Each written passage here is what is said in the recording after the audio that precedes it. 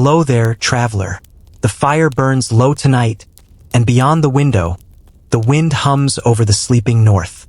The sagas whisper that even after centuries of blood and storm, the land still dreams of kings, of ships, of gods who refuse to fade. So before we drift into that dream together, take a moment to breathe, to let the quiet find you. If you enjoy walking these calm paths through history, where legend meets lullaby, I invite you to subscribe, to join me here, among the stories that never die. And tell me, where are you listening from tonight? Somewhere cold, perhaps, somewhere where the wind still smells of sea and pine. Because in this tale, the storm has passed, but its echo still sings. Let's return now, one last time, to the north. The north is quiet now. Only the sigh of the wind moves through the endless white, and the bones of the earth sleep beneath it. Ancient, cold, and waiting. You stand upon that silence, where every sound is swallowed by distance, and every step feels like trespass upon something sacred. The ice has begun to retreat, inch by inch, leaving behind stones scarred by ages and valleys carved like memories. You breathe in the air clean, sharp, untouched, and it feels as though you are breathing the first breath of humankind. The glaciers, those towering gods of ice, melt into rivers that twist like veins through the land. They feed lakes that mirror the gray heavens, where sun and cloud play quiet games of light. The world is new again, though it carries the marks of the old. The bones of mammoth and reindeer scattered in the thawing earth, relics of a time when man was only another beast among many.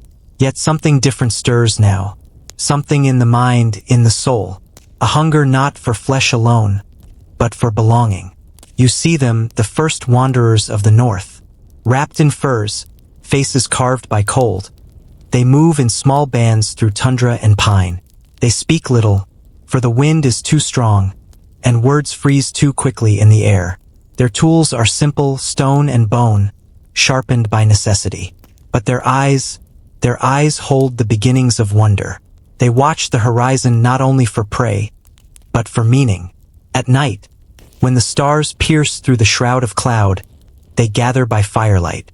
Sparks rise into the dark like the souls of their ancestors, and for a moment, warmth exists in this endless winter. The flames crackle, painting the world in trembling orange, and they tell each other small stories. Not yet of gods, not yet of fate, but of life, of the hunt, of dreams. Their language is rough, their words few, but something ancient listens. Perhaps the land itself, perhaps the idea of what humanity could become. Each dawn, the snow softens a little more.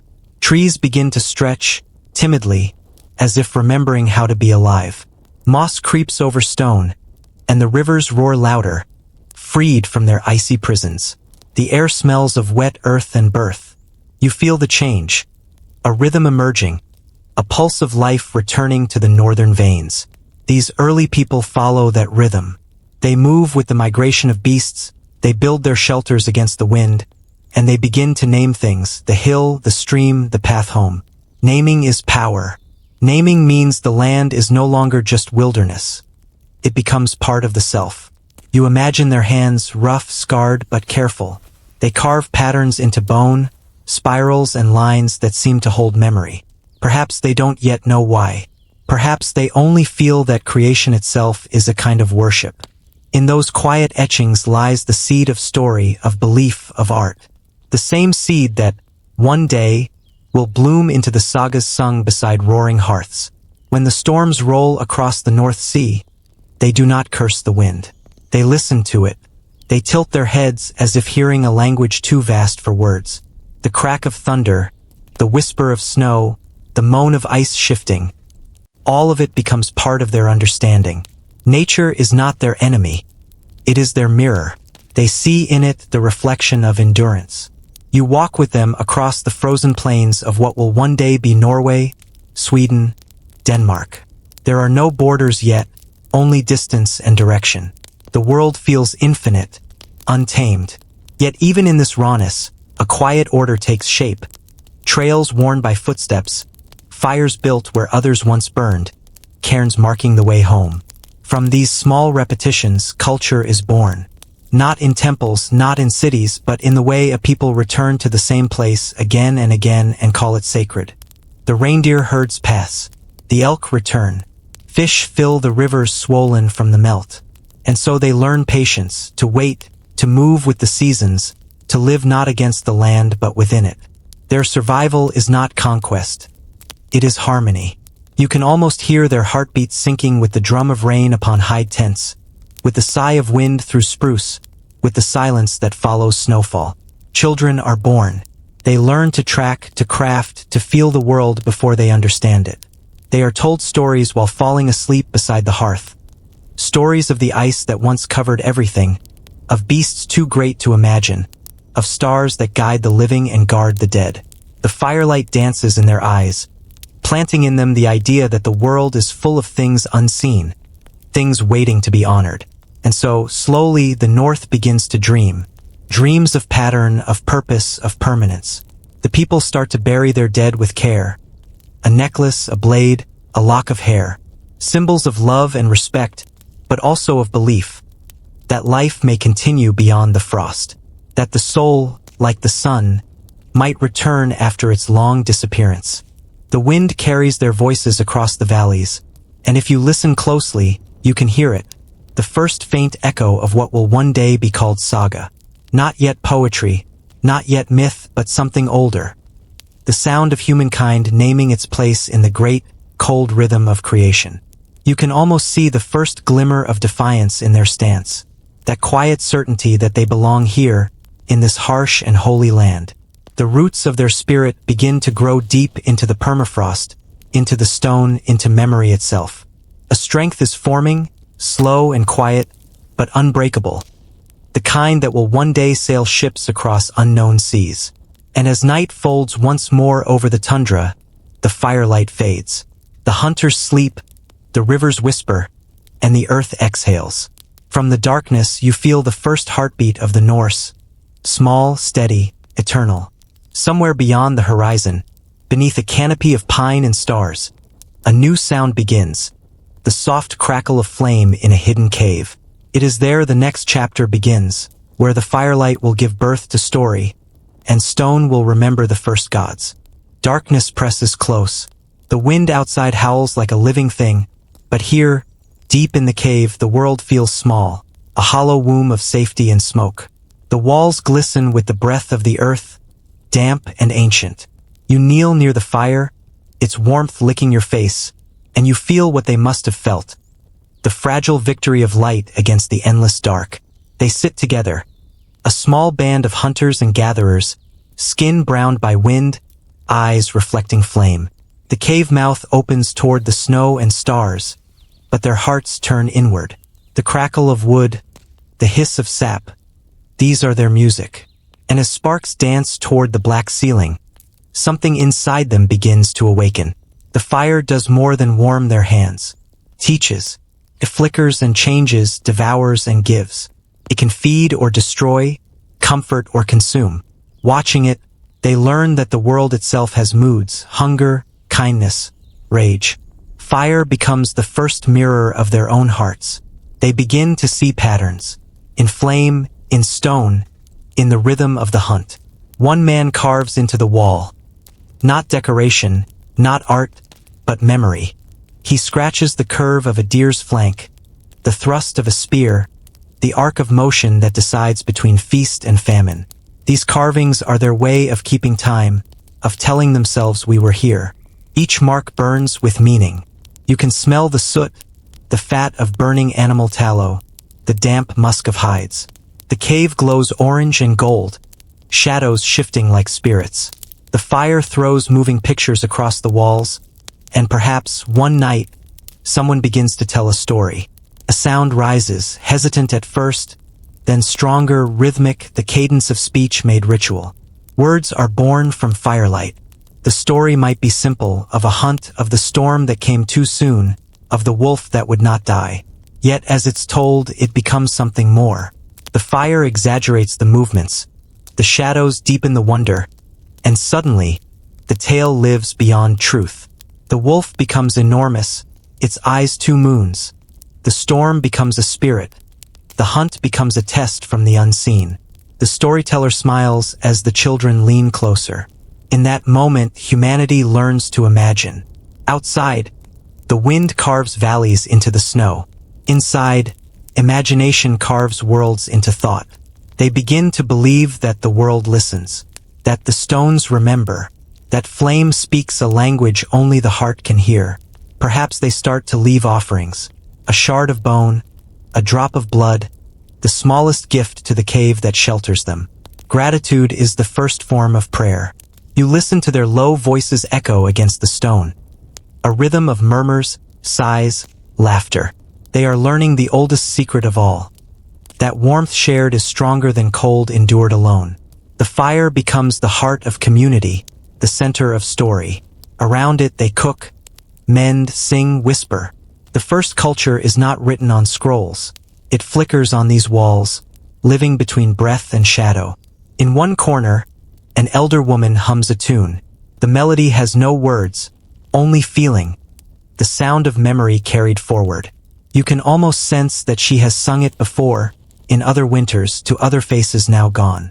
It is through her voice that history begins to pass from one soul to another, like flame from one branch to the next. The cave is their world, but the world beyond is vast. They do not yet know of oceans or fjords or stars with names, but they understand survival as a kind of faith. Every sunrise feels like a promise kept. Every hunt a covenant with life itself. You trace their drawings with your eyes. The animals, the hunts, the curling lines that might mean rivers or dreams. The art is rough but powerful. Each line a heartbeat. This is the North before gods, before kings. Yet here already the seeds of belief take root. When lightning strikes outside and thunder rolls through the mountains, they whisper and glance at the fire, as if the storm and the flame were kin. Perhaps one night, when a child asks, "Who makes the storm roar?" an elder answers not with silence but with wonder. "Perhaps," she says softly, "the wind has a spirit. That single thought that nature breathes will grow and grow until it becomes the great myths of Odin, of Thor, of Freya. But tonight, it is just a whisper small as smoke.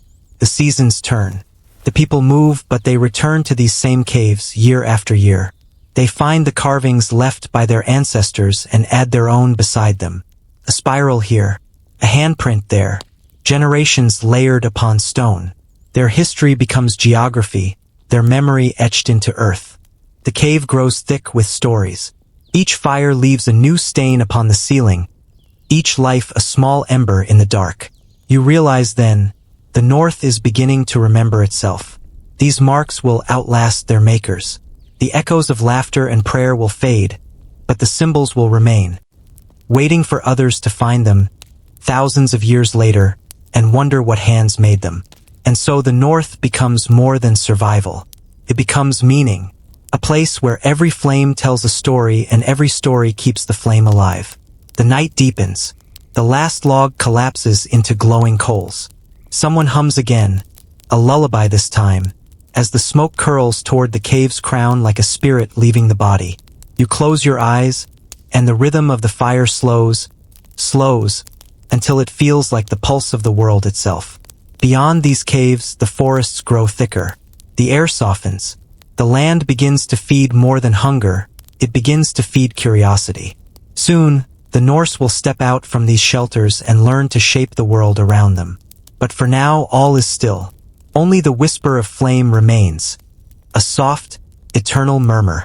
And in its quiet dance, you can almost see the future.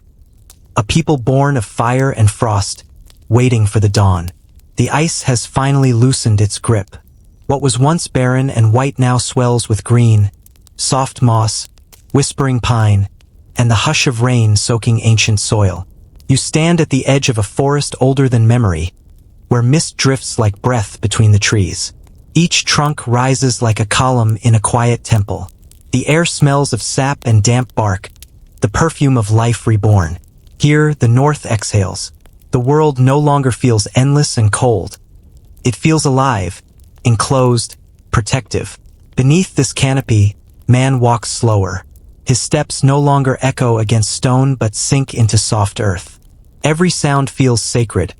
the creak of branches, the trickle of unseen streams, the low call of a distant bird. You feel it too. This strange balance between movement and stillness, between the pulse of life and the patience of time. The people who once chased herds across tundra now find steadiness. They linger. The forest gives them wood for shelter, berries for sweetness, bark for medicine. They learn the trees, their uses, their moods. Birch for kindling, oak for strength, pine for warmth. The language of survival expands into the language of craft. Hands that once carved bone now carve beams, bows and bowls. From necessity, beauty begins to take form. You watch a man shape a fallen trunk with stone tools, each strike measured, each flake deliberate. His breath clouds the air, his body steady and slow. When the wood splits clean, he pauses, not just to rest, but to admire. To create is to understand. To shape is to listen. At dusk, the forest glows in amber light, and smoke curls from simple huts of timber and thatch. The first villages take root like saplings in the soil. Children chase shadows through ferns. Elders sit near fires weaving quiet stories about the spirits of the trees. They have begun to believe the forest watches them. Every rustle feels like a presence. Every gust of wind a voice. The old caves of flame are gone now, but the awe they held still lives. Transferred from stone to tree, from fire to leaf. You can almost hear it, that slow awakening of reverence. When storms roll through, they do not curse the rain. They open their hands to it. The thunder is no longer fear. It is a greeting from something greater. Life in the forest is rhythm. The sound of axe and rain, the song of birds and breath, the laughter of water over rock. It is the North's first music. Nights are different here. They are softer, warmer. The canopy holds the heat of day, and firelight flickers through cracks in wooden walls. Families sleep beneath firs, the scent of pine thick in the air. In the quiet, you can hear the heartbeat of the earth itself. A deep, steady thrum that feels both eternal and kind. Seasons become teachers. In spring, they plant. In summer, they gather. In autumn, they store. In winter, they endure. The cycle repeats year after year until time itself becomes circular. A wheel turning beneath the watch of sky and forest. Through this rhythm, the Norse spirit grows patient. Strength now means not just surviving the storm, but understanding when to bow with it. You see a woman kneeling beside a stream, washing hides in the cold water. Her reflection ripples and breaks, yet she smiles as if greeting another version of herself. To her, the river is alive, a companion, perhaps even a spirit. These are the quiet births of belief, too small to be called religion yet too deep to be mere habit. The forest becomes memory. Paths appear worn by countless feet. Trees are marked, not with words, but with symbols, spirals, runes in their earliest form. Not yet language, but intention, the desire to leave something of oneself behind. Every mark a whisper to the future. I was here. I lived beneath these trees. I listened to their silence and understood. And that silence, it is not emptiness. It is conversation. You begin to realize that stillness itself can speak. In the hush between winds, the Norse learn patience. They learn to read the signs of sky and soil, to feel when the frost will come, when the elk will return. The forest teaches them the art of waiting, an art that will one day make them masters of endurance. When snow falls again, blanketing the branches in white, they do not see loss. They see renewal. The forest sleeps, as they once slept beneath the ice, dreaming of what will return. Around their fires, they tell stories not of battles, but of harmony, of how man and land share the same breath. You imagine a night near midwinter. The sky is heavy with stars, and through the trees, faint lights shimmer. The first hint of the aurora, like spirits dancing in the cold. Children point upward in awe, and the elders nod, saying softly that those lights are ancestors, watching. The world becomes sacred through imagination, and imagination becomes truth. Slowly, over generations, the huts become homes. The clearings widen. The first sense of community takes root. A shared rhythm of work and rest, hunt and harvest. There is safety now in belonging, in knowing the forest holds them even when the winds grow cruel. You stand among them, feeling the pulse of this new world, its quiet grandeur, its promise. The ice has given way to green, and with it, the heart of the north has begun to beat in full. But beneath that calm, something stirs. Ambition, curiosity. For as long as there are horizons, humans will walk toward them.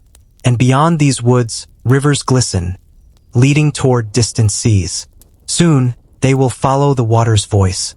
Soon, the stillness will give way to movement once more. The forest breathes with rhythm now.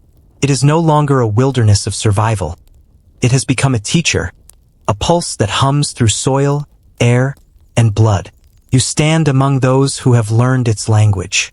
The first Norse, not yet Vikings, not yet conquerors, but keepers of time itself. The ice that once ruled now lives only in memory, and the world has softened into cycles. Winter's silence yields to spring's thaw, spring to summer's abundance, summer to autumn's fire, and then again the long hush of winter. This turning becomes the map by which they live. You can almost feel it beneath your feet. The earth tilting, breathing, remembering. In the long light of early summer, they rise before dawn. Mist curls through meadows, carrying the scent of grass and wet bark. The men move toward the fields, clearings once carved from forest, where they scatter seed into the warming soil. The women tend fires, grind grain, shape clay into bowls that will hold the harvest. It is quiet work, repetitive yet sacred. For the first time, they shape not only the present, but the future. They begin to measure days. The movement of sun and shadow, of birds and frost. Each becomes a sign, a marker. Stones are raised in circles to track the sun's path.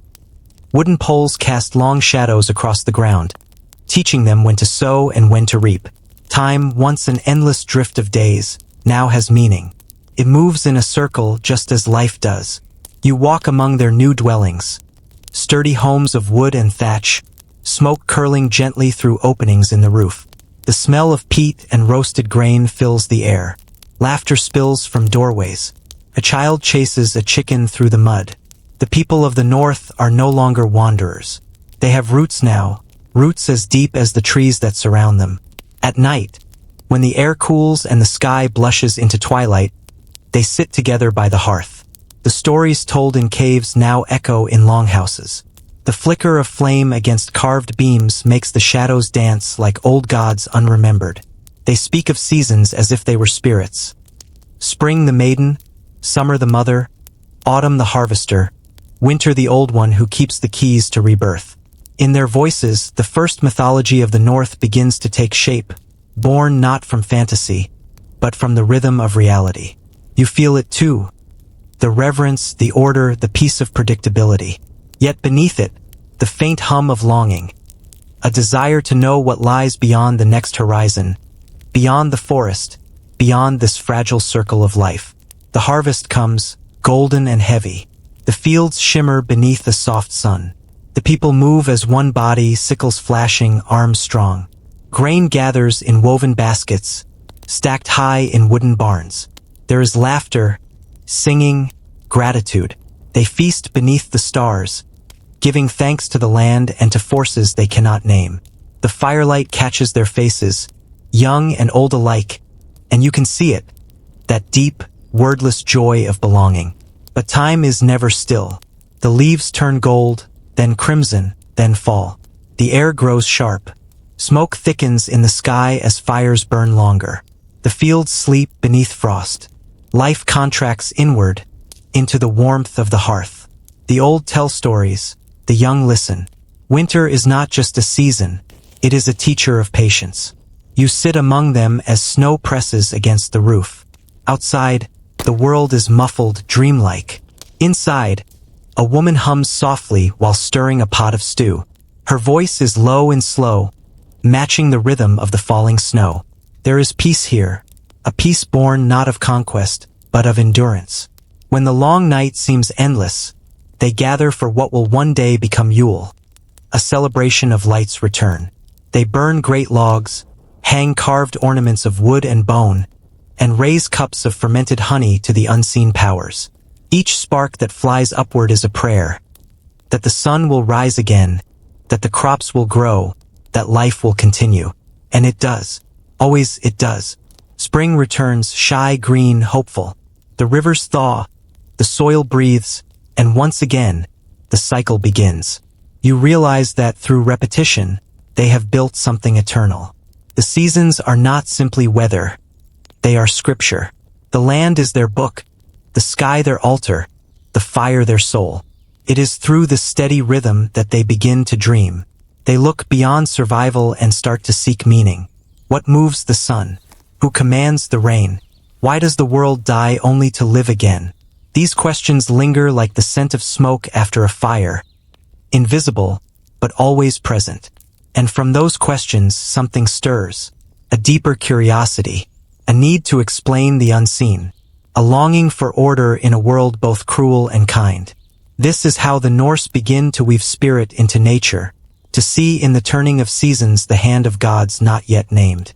As summer returns once more, the fields bloom brighter, the villages grow larger. Trade paths form between valleys. The north begins to hum with quiet ambition. These small farming communities will one day birth chieftains and kings, but for now, they remain humble, bound to the rhythm that keeps them alive. The wheel of time turns again, the same and yet not the same. Children grow into hunters, hunters into elders, elders into memory. The land holds it all, patient and unhurried. And you, standing among them, understand the truth that will shape the Norse soul forever. That life is not a straight path, but a circle of endings and beginnings, of death feeding life, of winter promising spring. The wind rises, carrying the scent of pine and the distant murmur of waves. Beyond the fields and forests, something vast waits, the sea. It calls softly now, a whisper on the horizon. Soon they will answer. Soon the north will learn to move again. The air is colder here, not the wild cold of the old ice, but a solemn chill that lingers in the heart. The earth has learned to bloom again, yet death still walks beside life, quiet and constant. You stand on a windswept hill where the grass bends low, and scattered stones rise like sentinels watching the horizon. These are not random. They are chosen, placed with care, with meaning. Beneath them sleep the first ancestors of the north. The people gather in silence. The wind tugs at their cloaks, and the sky above feels enormous, heavy with cloud, alive with the slow dance of light. They have learned to farm, to build, to endure. But now they are learning something deeper, remembrance. A woman kneels beside a grave, her hands red with clay. She places beside the body a carved blade, a necklace of bone, a small wooden idol, gifts for a journey unseen. The dead are no longer lost. They are traveling somewhere beyond sight. This idea, tender and terrible, begins to bloom in every heart. Death, once an ending, becomes a doorway. You can hear the murmurs, the soft words offered to the sky. They are not yet prayers, not yet addressed to named gods. They are gestures of hope, of love, of fear. When the wind shifts, the people look upward, as though the clouds might part to reveal answers written in light. Night falls, and the first stars prick through the dark. They watch them for hours. Patterns emerge. Hunters, serpents, wheels, and ships. They give the stars stories because stories make the world bearable. Perhaps they think those bright points are souls, fires lit in the halls of the dead. The heavens become both a map and a memory. The stones around you gleam in moonlight. Some are rough, others carved with spirals and circles, symbols that echo the shape of the sun, the cycle of life, the endless return. Each mark carries meaning older than language. These are the first runes of faith, written not in ink, but in patience. As generations pass, the stones grow larger. Circles appear, vast rings aligned with sunrise and solstice. They stand for balance, for time, for something eternal. When the sun strikes them just right, shadows fall like lines of prophecy across the ground. The people watch in awe, believing for the first time that the universe speaks through pattern. You walk among them at dawn. The air trembles with cold, and the horizon burns gold. In that moment, When sun, stone, and sky align, the north feels holy. The people lift their faces to the light, and something ancient stirs in their chests. Not fear, not worship, recognition. The same energy that burns in the sun lives in them. The divine, they begin to understand, is not distant. It is everywhere. Still, the world is harsh. Hunger, sickness, and storm take lives without mercy. And so, belief hardens. They begin to name the forces that rule their fates. A spirit for thunder, another for sea, another for the harvest. The invisible becomes familiar, the mysterious, personal. Gods are born not in temples, but in the need to explain both joy and suffering. In winter, when the long darkness swallows the sun, they light fires atop the burial mounds. The flames dance against the black sky, offering warmth to those who cannot feel it. Smoke curls upward like a bridge between worlds. The living and the dead share the same night. You sit beside an old man who tends the fire. His eyes are gray as ash, his voice barely a whisper.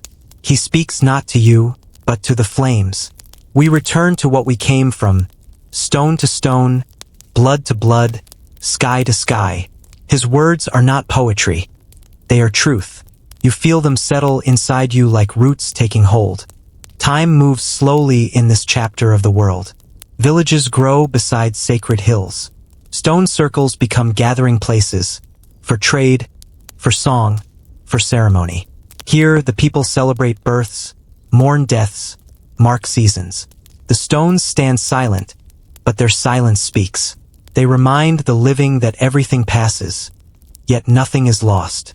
On Midsummer's Day, they adorn the stones with flowers and pour ale upon the earth in offering.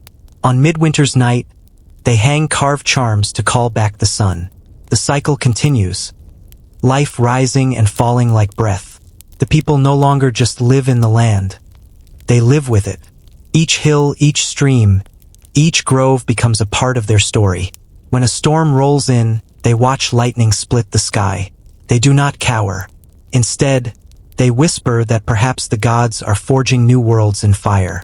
When thunder roars, children cover their ears, and mothers smile. Not in fear, but in respect. The heavens, they decide, are alive.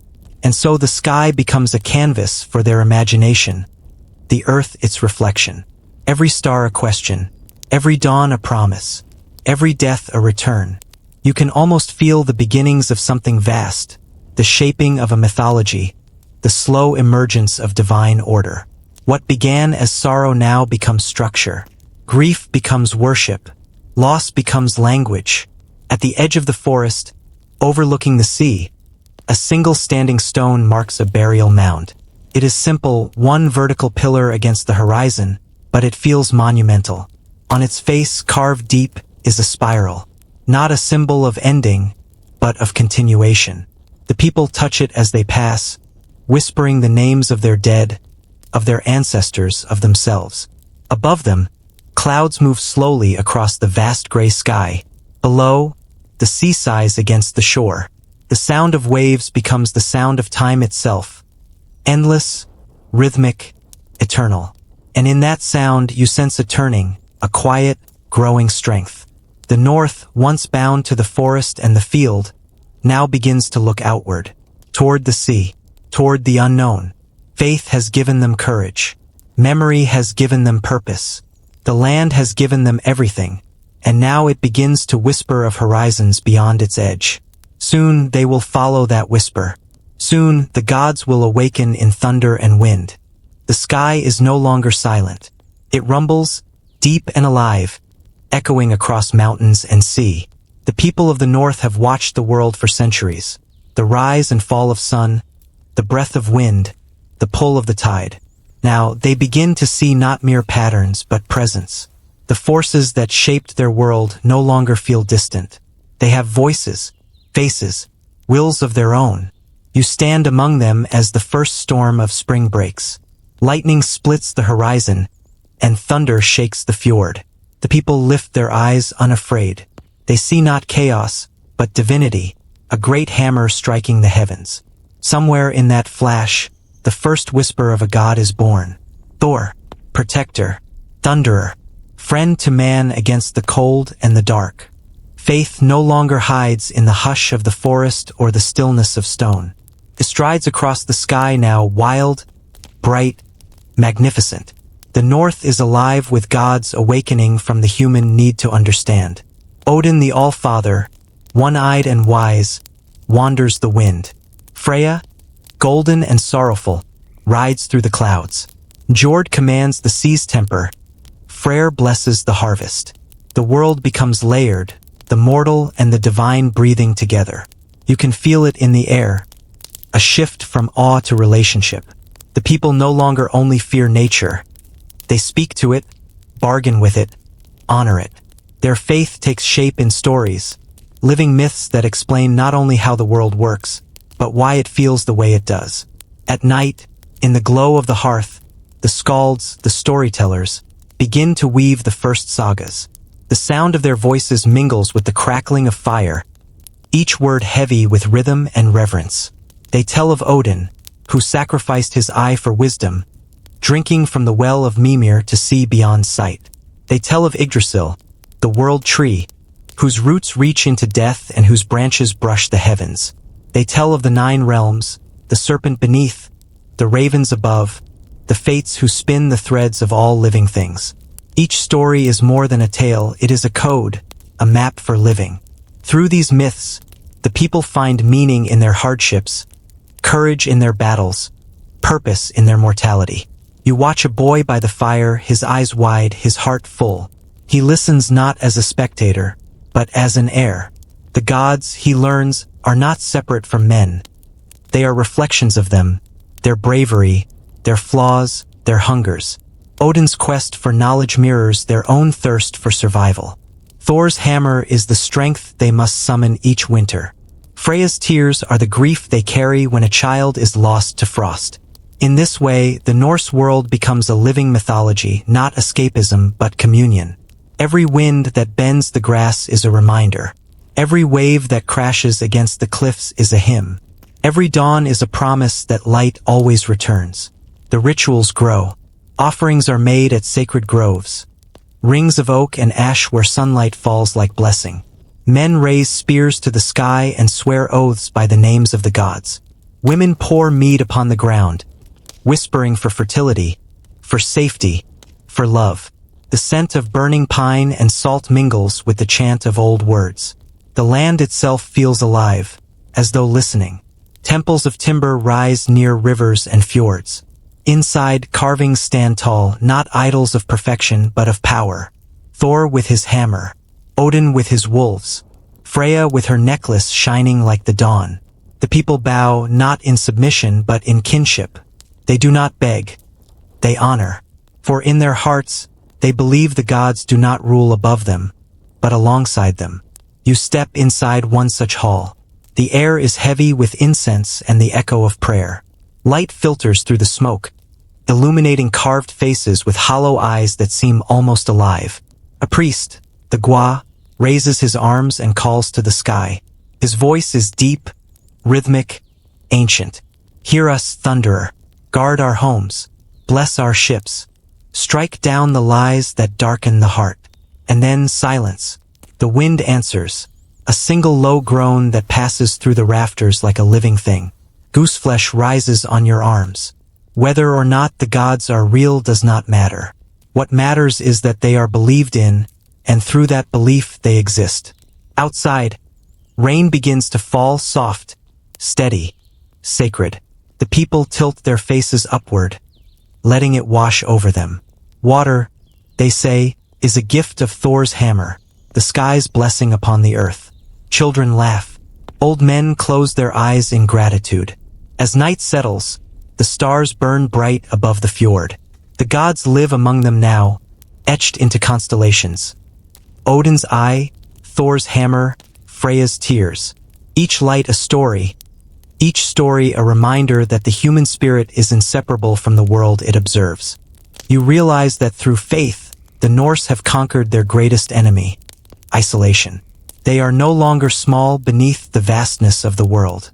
Through their gods, they are woven into it. The gods teach them courage. They teach them to face storms, not flee from them. They teach them that fate is not something to fear, but something to meet with dignity. And as their myths deepen, so does their identity. The people of the North, farmers, hunters, sailors, become something more. Children of gods, heirs to thunder, poets of the storm. The next morning dawns clear and cold. Mist drifts low over the water, and the mountains glow with sunrise. A man stands on a cliff, his face turned to the sea.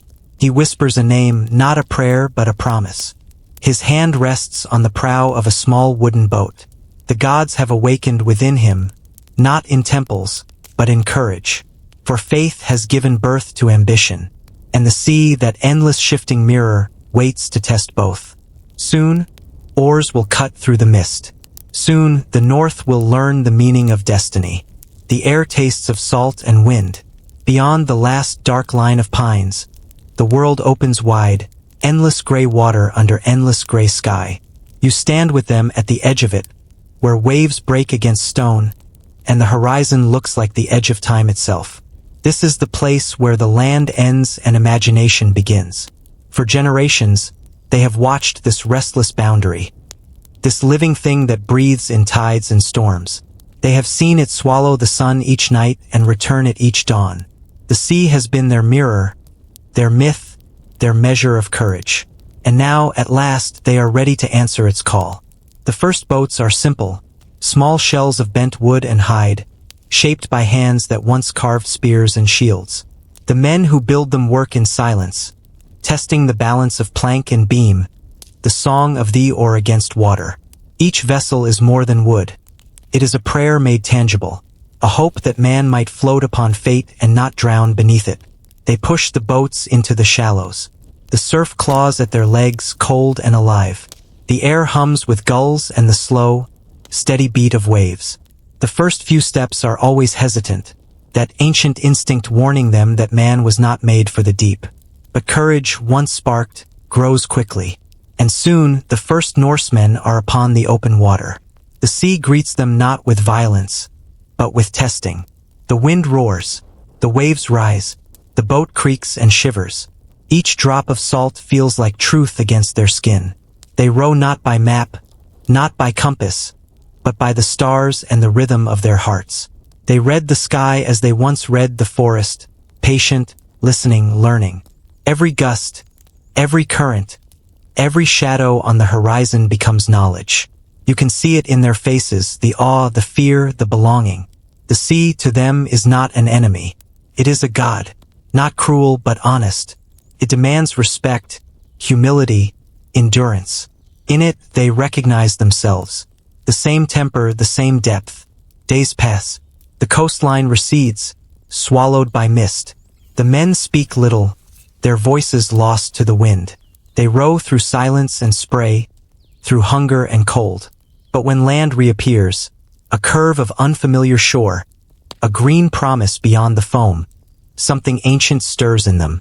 The same spirit that once made their ancestors raise stones now urges them forward. Discovery, after all, is another form of worship. They return home changed. Their eyes carry the distance of waves, their hands the rough memory of oars. They bring stories of islands beyond sight, of seals as big as boats, of whales that sing beneath the waves. The village listens in rapture, and the sea grows larger in every mind. Soon, more boats are built. Better, stronger, swifter. Oak replaces hide, iron nails replace bone pins. The craft becomes art, the art becomes mastery. The sound of hammers rings through the fjords as men shape the vessels that will one day carry their children across oceans. You walk through the shipyard, if such a word can exist yet, and smell the blend of salt, pitch, and fire. Sparks rise from iron as blacksmiths forge nails and blades. The boats stand upright like skeletons waiting for flesh. Women weave sails from wool and flax, their fingers swift and sure. Every hand in the village plays a part. Every breath carries anticipation. The first longships are born here, in this mingling of need and wonder. Long and narrow, they cut through water like arrows through sky. Their prows curve into beasts, dragons, serpents, ravens. symbols meant to frighten the unknown and honor the gods. Beneath their decks, the spirits of the ancestors seem to stir. When these ships touch the sea, it feels as if the world itself trembles. The water parts in reverence. The men chant softly as they row, the rhythm of their voices merging with the waves. The fjords echo with sound, human and divine entwined. The sea teaches them discipline, patience, unity. One man alone cannot move a ship. Only together can they ride the tide. In that rhythm, the Norse learn something sacred, the power of shared purpose. Night upon the sea is its own kind of dream. The stars burn brighter out here, unbroken by land or smoke. The constellations they once worshipped now guide them. The North Star becomes their companion. Its steady light the promise that home still exists somewhere behind them. The sea sings in low tones beneath the hull, and the wind hums like breath through the rigging. In those hours between wakefulness and sleep, they begin to understand destiny, not as something written for them, but as something they row toward with each stroke. You imagine the feeling of dawn at sea, the horizon glowing gold, the chill air shifting to warmth, the endless motion beneath you suddenly gentle.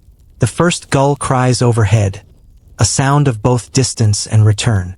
In that moment, they realize they are not lost. They are found. Back on land, the women watch the horizon too. They light fires upon the shore, guiding their husbands, brothers, and sons home. When the boats appear again, black silhouettes against the rising sun, the joy is quiet, wordless, whole. The sea has taken and given back. The gods, it seems, have listened. But the sea is not just a boundary to cross. It is an invitation. Beyond one shore lies another. Beyond every island, a mystery. And the North, restless by nature, will not remain contained. These sailors, these dreamers, will one day follow the whale road far beyond their fjords, to lands of green fields and gold crosses, to kingdoms that will speak their names in awe and in fear. For now, though, they rest, the boats pulled high upon the sand, the waves sighing like breath, the fires burning low. The sea hums a lullaby, ancient, endless, patient. It has accepted them, as it accepts all who dare its heart. And in that quiet acceptance, a new age begins. The Norse are no longer bound by forest or field or faith alone.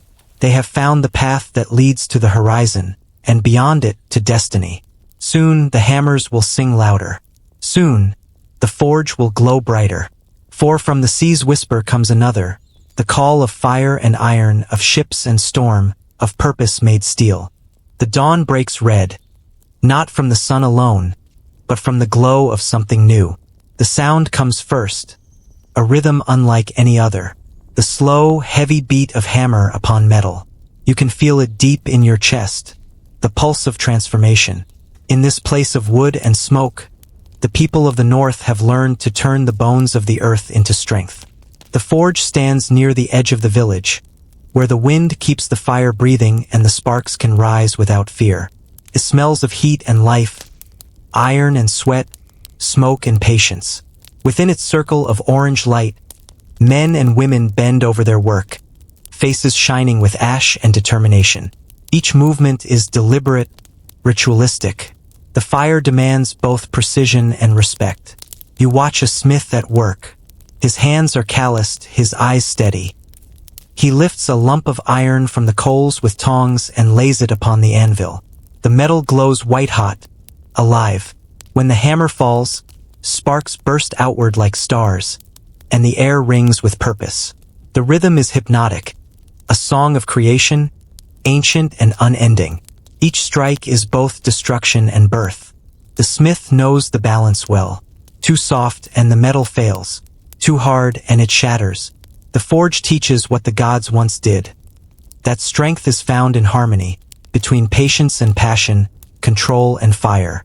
You sense it, how this act of crafting becomes more than work. It is meditation, devotion, art. The first blades born here are not for war. They are for living, knives for carving, plowshares for cutting earth, axes for shaping homes. Yet in each tool lies potential. The same steel that tills soil can spill blood.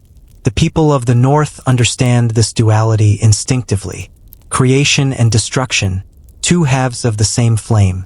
Around the forge, the community gathers. Children watch in silence as iron bends under human will. The old nod approvingly, knowing what it means to turn raw matter into something useful. The forge becomes a new kind of temple, the smith a new kind of priest. Fire is worshipped here, not for what it consumes, but for what it creates. You can almost hear the gods in the sound. The ring of Thor's hammer echoing through each blow. The myths and the metal intertwine, each feeding the other. They say the fire itself is a gift from the divine, and that every spark carries a whisper from the halls of Asgard. To strike the anvil, then, is to speak with the gods in the language of flame. The air grows hotter as the day deepens. Sweat glistens on forearms. The hiss of quenching iron fills the air. Water spits and steams, and the blade, reborn, hardens into permanence. The smith holds it to the light, his reflection dancing upon its edge. He smiles faintly. It is not just metal he sees. It is mastery, identity, power. Soon the art spreads. From one village to the next, the craft of the forge becomes a symbol of advancement. Iron replaces stone, and with it life changes. Fields are cleared faster, homes built stronger, ships carved deeper. The north hums with productivity. Each spark from the forge becomes a step forward, toward civilization, toward destiny. But progress always carries a shadow. Weapons follow tools.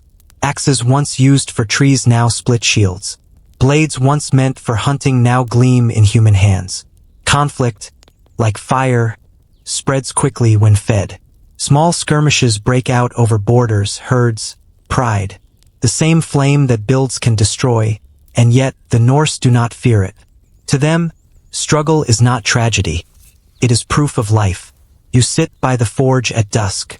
The light flickers against the darkening sky. A woman stirs molten metal in a crucible, humming softly. Her song mingles with the hiss of air and the sigh of bellows. In that harmony of sound, hammer, wind, and voice, you sense something sacred, creation as continuity. Every blade forged here carries the memory of the one before it. The villagers feast nearby, their faces warm in the fire's glow. Mead flows, laughter fills the air. The smith passes around a newly made knife, its edge clean, perfect. The crowd admires it not as a weapon, but as a work of art. In its reflection, the fire dances, a reminder that beauty can emerge from heat, from pressure, from endurance. Night deepens, and the forge dies down to embers. The coals glow like sleeping suns. The smith wipes his hands and looks toward the horizon, where faint lightning flickers far out at sea. He knows what it means. The gods are restless, the world is changing again. The same iron that shaped plows and knives will soon shape destiny. For iron, like belief, refuses to remain still. It demands to be used, to be tested, to be proven. The forge, once a place of craft, is becoming something more, a preparation ground for what's to come. You can feel it in the still air, a stirring of ambition, of motion, of purpose unspoken. The Norse have mastered the elements of earth and flame. Now they will turn to something greater, to the order of society, the ties of blood, and the forging of identity not just in metal but in men. The hammer falls one last time, echoing through the night like a heartbeat. The fire breathes out, fading into red memory. And in the silence that follows, you can almost hear the next age waiting. The sound of clans rising, of bonds and rivalries hardening like steel. The forge cools, but its lessons remain. The people of the North have learned that strength alone is not survival, that no man stands long without others beside him. The same way the ship needs many oars to cross the sea, a life here needs many hands, many hearts. From this truth, kinship is born, and with it, the first great web of human loyalty that will shape the North for centuries. You stand in the center of a small settlement, wooden homes clustered along a riverbank, smoke curling into the cold morning air. The sound of axes echoes from the trees, of children laughing, of dogs barking. Life hums with rhythm now, and beneath that rhythm runs the quiet pulse of belonging. Everyone here is tied by thread, family, marriage, oath, and name. To be alone is to be nothing. To belong is to be eternal. Each family, each et, becomes a world of its own. Within it, lineage is sacred.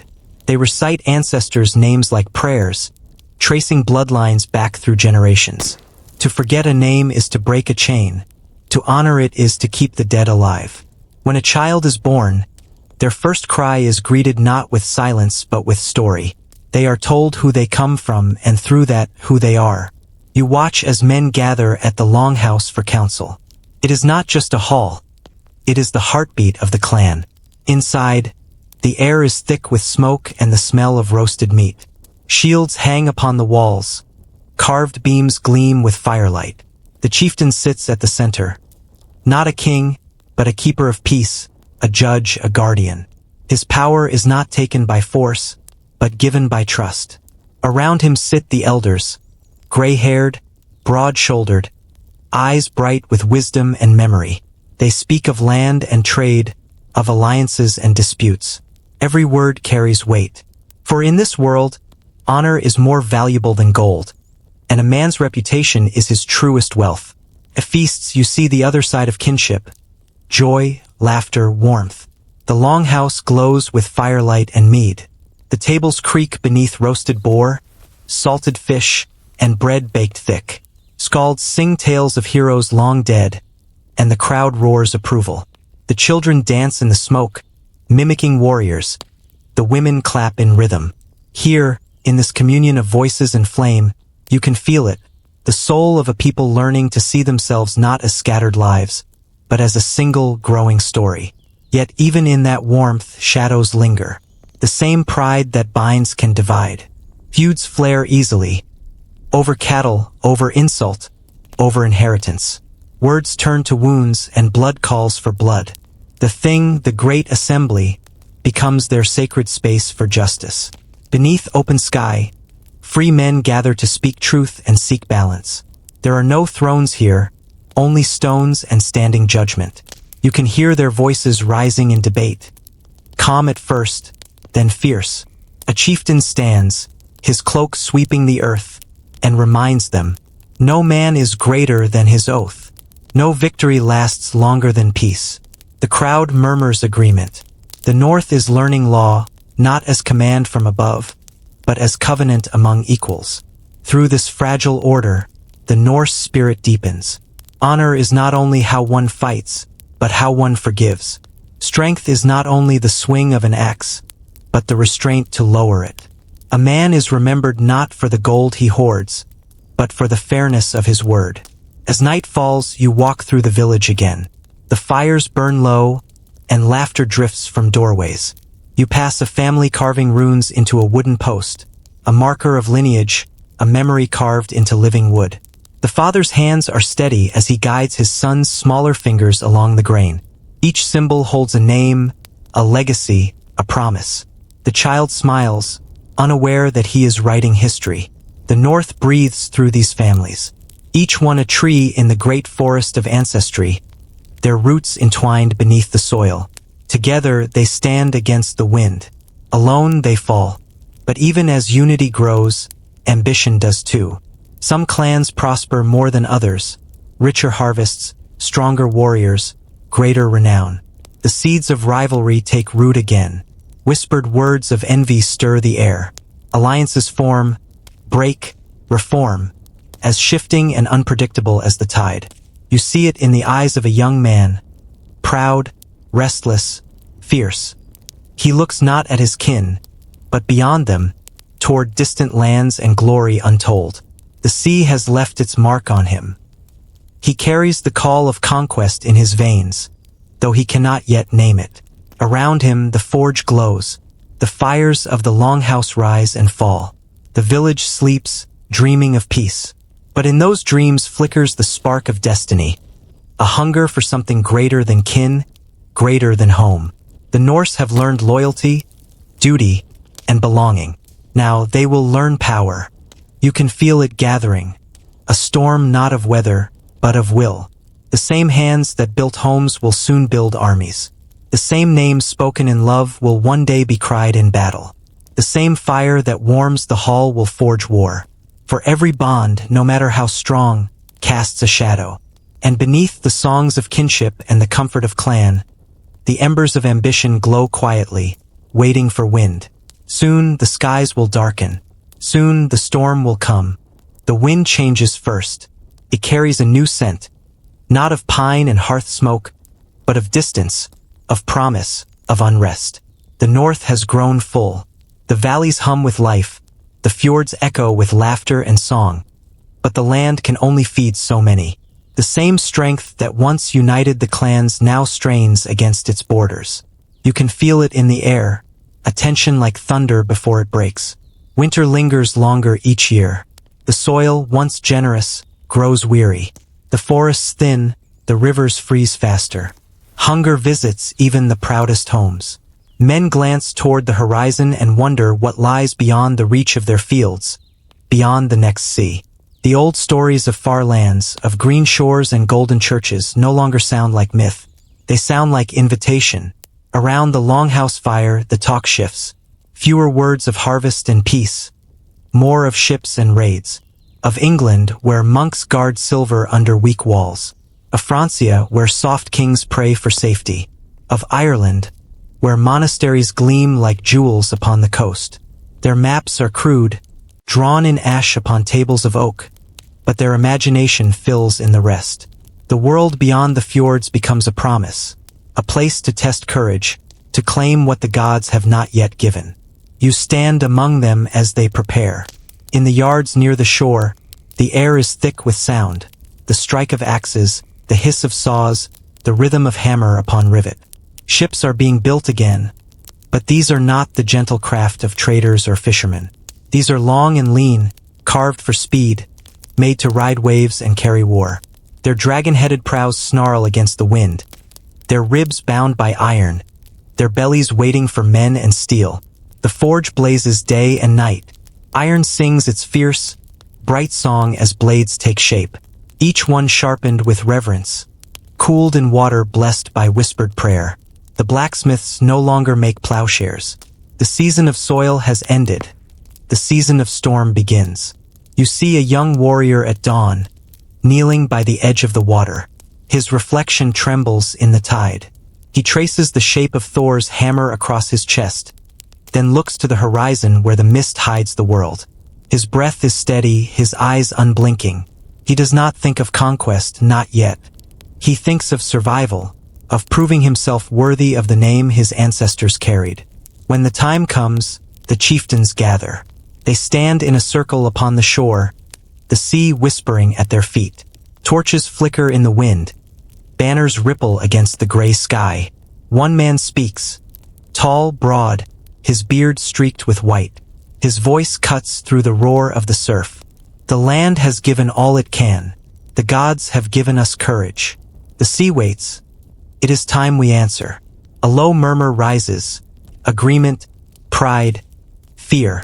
The storm, once only weather, now lives in them. The ships slide into the tide like wolves into the dark. Oars bite the water, sails rise, and the wind catches. The sound is enormous. Wood creaking, ropes snapping, waves striking hulls. The north exhales, and its children move outward, row by row, heartbeat by heartbeat. On board, silence. The men row with steady rhythm, eyes fixed on the horizon. The ocean is cruel, but they have learned its language. Each wave is an adversary, each gust a test. And beneath their calm, something feral grows. That strange mix of fear and freedom that only comes when one steps beyond the known. Days stretch. The sun burns and disappears. Rain lashes faces, salt stings eyes. The longships press on, their dragon heads slicing through gray foam. The men speak little, conserving breath for rowing. But sometimes, in the dark, one will hum a low song, an old tune of home, and the others join, their voices blending with the wind. Even the sea seems to listen. When land appears at last, a smudge of green against gray, their silence breaks into shouts. They beach the ships upon unfamiliar shores, wet sand clutching their boots. The smell of foreign earth fills their lungs. Everything feels sharper, the light, the air, the danger. They move quickly, not as madmen, but as craftsmen of war. Precision, not frenzy. The first monasteries fall quietly, their bells ringing once before the sea swallows the sound. The Norse take what they need: food, gold, tools, survival. The raiders vanish before the local kings even know they came. Word spreads faster than ships. Stories of tall men from the sea, their shields shining, their cries fierce and fearless. Back in the north, the songs begin. They do not glorify slaughter, not yet. They glorify return. Of sons who came home with grain and gold. Of warriors who faced the sea and lived. The people feast, the mead flows, and the children listen wide-eyed to tales of foreign lands. For the first time, the North sees itself not as isolated but powerful. But the storm has only begun. The raids grow larger, bolder. The kings of the south begin to fear the sound of oars. The monks pray for deliverance. And the Norse, they feel destiny swelling like the tide. You walk among them as autumn returns. The longships rest upon the sand, their hulls scarred by travel, their decks dark with salt. The wind carries the scent of iron and blood and smoke. You sense something irreversible. The North has awoken, and it will not sleep again. These raids, these journeys, they are no longer born of hunger alone. They are born of desire, of curiosity, of the belief that the world belongs to those brave enough to take it. And as the fires burn upon the shore, as the warriors sharpen their blades and the women weave new sails, you look to the sky. Clouds gather, black and full, moving fast across the moon. The air trembles with thunder, but it is not only weather that stirs. It is history. It is destiny. The gods watch. The sea waits. The men prepare. The first empire of the North is forming, not of walls or kings, but of courage. Soon they will cross again, and next time they will not return so quickly. The sea has no roads, yet they have found them. Paths traced not in stone or soil, but in wind and memory. They call it the Valor, the Whale Road, a name half reverence, half warning. You can almost hear it in the creak of the ships, in the murmur of the waves. The song of a people who have learned to make a home upon moving water. Dawn spills silver across the sea. The longships glide like arrows through mist, their dragon heads slicing the wind. The men move with rhythm, arms and oars, hearts and tides. They no longer fear the ocean. It has become their companion, their mirror. The gods of the sky have given them thunder and storm, but it is the gods of the deep who now hold their fates. You stand among them as the ships surge forward. Salt burns your lips, spray chills your face, and the air smells of life and danger. The North lies far behind, but it lives in every man's chest, in their songs, in their silence, in the slow, measured beat of oars against water. They follow no compass. Their guides are gulls, stars, and instinct. The sun by day, the pole star by night. The sea currents whisper secrets to those who listen long enough. A sudden shift in wind, a change in the color of the waves. These are their maps, written not in ink but in motion. Days stretch into weeks. The men row in turns, sleep in turns, dream in turns. They live by rhythm, eat when they can, laugh when they can, fight when they must. The sea teaches them humility and unity. It spares only those who move as one. A single man's error can doom them all. In the long silence between waves, that truth becomes prayer. They reach coasts both wild and wondrous. Islands where cliffs rise like teeth from the foam. Where green fields meet gray sky. Where rivers cut through fog like veins of silver. Some lands greet them with trade and welcome. Others with spear and shield. But always they adapt. They are not only raiders. They are merchants, explorers, settlers. The world, vast and waiting, becomes their frontier. You walk with them through these new shores, the isles of the west, the river mouths of Francia, the monasteries of Lindisfarne and Iona, their bells silenced by the northern tide. Yet even amid plunder there is wonder. They marvel at the soft stone of foreign churches, at the strange scripts of monks, at relics that gleam like frozen sunlight. The raids are not merely theft, they are revelation. The Norse discover the size of the world, and in doing so, discover themselves. When they return home, their tales ripple through the fjords like fire through dry grass. of lands where winters are gentle, of cities where gold is common as wood, of people who worship one god instead of many. Their stories become a new kind of saga, not myth but history in motion. The whale road becomes their inheritance. The ships multiply. What began as small bands of desperate men becomes fleets, scores of longships gliding in formation, their sails blood-red against the gray sky. Their oars flash like silver fish in the sun. The sound, that deep, steady thunder of synchronized motion, carries for miles. Coastal villages learn to dread it. Kings to the south whisper prayers to strange gods when they hear it. Yet the Norse are not monsters. Their fury is born of necessity, their ambition of survival. They are shaped by a world that taught them to take what the earth could not give. They seek not only wealth but story, the immortality of name and deed. Each voyage adds another verse to their saga. In foreign markets, they become traders of furs, amber, iron, and ivory. They exchange goods for silver, language for language, culture for culture. The North, once isolated, now stretches its reach from the icy edges of the Baltic to the soft rivers of Gaul. The whale road is no longer a boundary, it is a bridge. You see their ships anchored in foreign harbors, sails lowered, crews mingling with strangers. Children play near their hulls, pointing at the carved dragon heads in awe. And above it all, the Norse flag flutters like breath, a symbol of arrival, not invasion. They bring fear, yes, but also connection. The world is smaller now, stitched together by oars and courage. Storms strike often. When they come, they are merciless. Waves rising like mountains, rain slashing the decks, wind howling through rigging. But the Norsemen do not curse the tempest. They tighten ropes, bail water, and sing louder. Their songs are half defiance, half devotion. They believe if they meet the sea with courage, the gods will remember their names. There is a beauty in that belief, fierce, tragic, luminous. A longship lost to storm is mourned not only in sorrow, but in pride. They sailed far, the old women whisper. They died beneath the open sky. The whale road demands sacrifice, but it gives immortality in return. As years pass, settlements rise in foreign lands, in the Scottish Isles, in Ireland, in Normandy, even as far as the rivers of Russ. The Norse spirit spreads like tide water, reshaping every shore it touches. They marry locals, build villages, trade language and faith.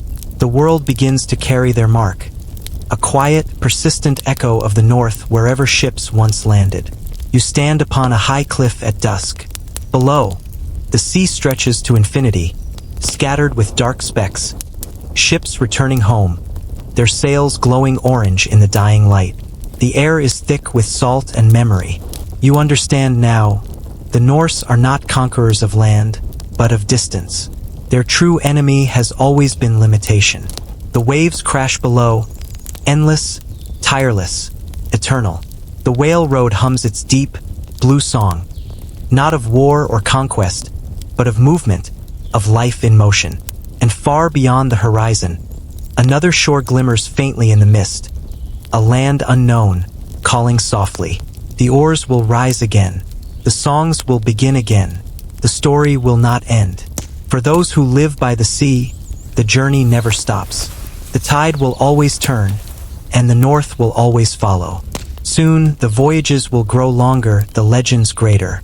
Soon, the whale road will carry not only men, but destiny itself, toward kings, blood, and fate. The wind has changed again. It smells now of iron, salt, and smoke, the trinity of an age awakening. Across the fjords, across the whale road, a fever grows. The Norse have learned to build, to trade, to survive. Now they learn to conquer. The seeds of their fury, planted long ago in frozen soil, have begun to sprout. But this fury is not chaos. It is shaped, sharpened by centuries of hunger and endurance, tempered by faith, forged by the hammer and the wave. It is the fury of those who have looked death in the eye each winter and refused to kneel. The fury of those who lost children to frost, but sang anyway. It is not hatred that drives them, but remembrance of the ice, of the dark, Of the silence they defied to become who they are. You stand upon a cliff overlooking the sea. Below you, the longships gather, rows upon rows of them, their dragon heads biting the air. Sails billow red and black, marked with symbols of gods and clan. Warriors move among them, their armor gleaming like wet stone. The sound of their voices carries on the wind. Chants, prayers, laughter. The North has never felt so alive. Each man here carries more than a weapon. He carries the memory of ancestors who hunted under auroras, who tilled frozen earth, who bent iron to will. He carries the story of survival written into his blood. When he grips his axe, it is not conquest he feels. It is continuity. The same flame that burned in the caves, in the forges, in the hearts of farmers and smiths, now burns in warriors who see the horizon not as an end, but as a beginning. The first great raids have become something larger. The Norse are no longer shadows in the night. They are the storm itself. Fleets sweep across the North Sea, to the monasteries of Lindisfarne, the towns of Northumbria, the ports of Francia. They come not as marauders, but as a tide, unstoppable, rhythmic, holy in its inevitability. To those who face them, it must seem madness. Men who laugh as they charge, who roar the names of their gods as arrows fall. But you know the truth. Their laughter is not cruelty. It is the joy of living completely, even in the face of death. To die in battle is not loss. It is transcendence. To fall with axe in hand is to feast with Odin in Valhalla. You walk among them before the battle. The night is thick with fog and firelight. Warriors paint runes upon their skin, not decoration, but invocation. Protection, courage, destiny. The priests, the gore, bless the ships with smoke and ale, calling upon Thor for strength, upon Freya for fortune. The air hums with energy, that ancient, trembling mix of faith and fury. A young man kneels beside his father, tying the straps of his leather armor. He is barely grown, but his eyes burn steady. The father places a hand upon his shoulder and whispers something low, a prayer or perhaps a farewell. Then, together, they rise, faces lit by flame, and join the others in silence. At dawn, the horns sound. The sea explodes into motion, oars slicing water, sails snapping in the wind.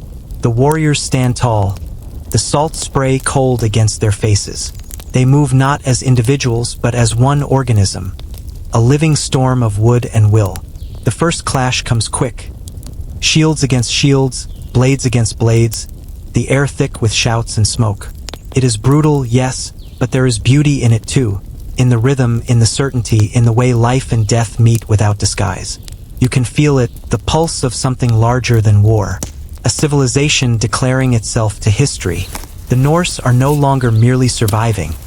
They are shaping the world. They take, yes, silver, food, land. But they also leave something behind wherever they go.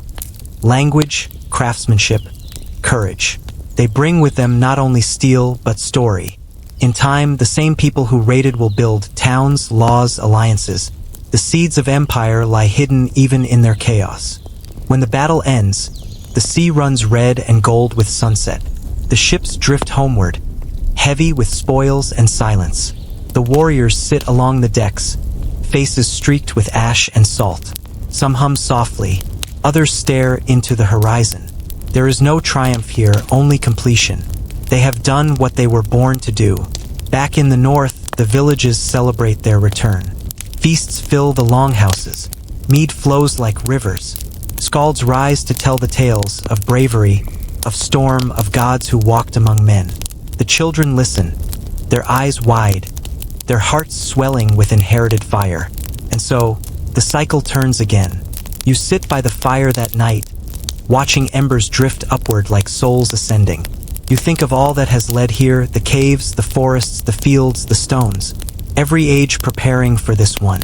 Every lesson, every hardship, every story, converging into this moment where the North claims its voice. The Viking Age is not born from rage, but from rhythm, the steady drumbeat of a people who refuse to fade. Their fury is not destruction. It is creation through motion. Theirs is the art of becoming through battle, of finding self through struggle, of worshipping life by daring death. Above, the aurora stirs, green ribbons twisting across the night like the breath of the gods. The warriors lift their eyes, and for a heartbeat, the world feels still. The sky glows with the same fire that lives in them. The north is awake. The storm has found its name, and from these seeds of endurance, of courage, of yearning, the great saga begins to bloom. Yet even as the mead flows and the songs rise, you sense it, a shadow upon the edge of glory. For where there is power, there will soon come kings. And with kings, blood. And with blood, destiny. The storm has spent itself, yet its echo remains. The air of the north is heavy now, not with hunger or fear, but with memory. The Viking world has grown vast, stretched across seas and lands once thought unreachable. The same hands that once built shelters of pine now raise halls of kings. The same hearts that beat for survival now dream of empire. You stand upon a hill above a growing town, once a simple harbor, now alive with the clang of hammers, the murmur of markets, the laughter of foreign tongues. The sea glimmers beyond, thick with masts and sails, the veins of an empire carried upon tide. What began as scattered clans and fleeting raids has become something enduring, almost eternal. The Norse have changed the world. Their ships prowl the rivers of Rus. Their warriors guard the gates of Byzantium. Their merchants trade in silk and salt. Across the north of England, across Ireland and Normandy, their names have taken root in the soil, carved into laws, into language, into bloodlines that will outlast memory. The wild sons of the fjords have become kings, jarls, and settlers. The storm has become structure. And yet, beneath the triumph, something softens. The old gods are quieter now. The smoke that once rose from their sacred groves drifts thinner each year. The skalds still sing of Odin and Thor, but their voices compete with a new song. The toll of church bells brought by foreign priests. Crosses rise where once stood hammers. The people bow to new gods, though the wind still smells of the old. You walk through a hall lit by torchlight. The carvings along the beams tell stories of the past. Dragons and ships, storms and battles. At the center sits a king, his hair silvered by years, his crown simple, heavy. Around him, men argue over law and tribute, over alliances and faith. Power now lies not only in the sword, but in the word. The age of fire and axe is fading. The age of order has begun. Outside, the town hums with the sound of a civilization being born. Streets of wood and stone, forges that never sleep, markets that overflow with wares from every coast of Europe. The Norse, once wanderers, have learned to stay, but they have paid for it in spirit. The same winds that once carried them across the Whale Road now whisper of endings. At the harbor, ships return home. They carry more than treasure. They carry the weight of what has been lost. Warriors come back with gold, but also with ghosts. The eyes that once burned with conquest now flicker with reflection. They have seen too much. Too many friends left upon foreign shores. Too many pyres built in silence. The sagas will call them heroes, but they know the truth that every empire is born from mourning. You meet a woman there, standing by the docks. Her hair is braided in the old way, her cloak pinned with silver. She watches the ships arrive, but her gaze drifts to the horizon, where mist hides what remains of the unknown. "We were never meant to stay still," she says softly. But even the sea grows tired. Her words linger like salt on the air. You realize that this is the twilight of something sacred, not its death, but its transformation. The feasts still come. The mead still flows. The songs are still sung, but they have changed too. Where once they celebrated raids and gods, now they sing of kings and memory, of Ragnar, of Bjorn, of the sons of Odin who rose from the ice and carved their story upon the world.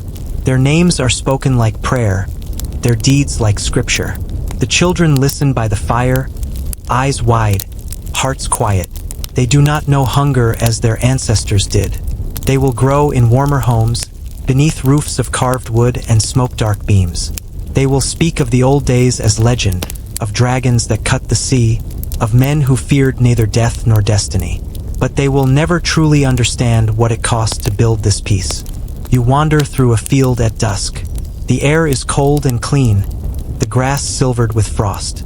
In the distance stands a single standing stone, weathered, forgotten, its carvings half lost to time. You brush your fingers against it and feel the faint trace of old runes beneath the moss.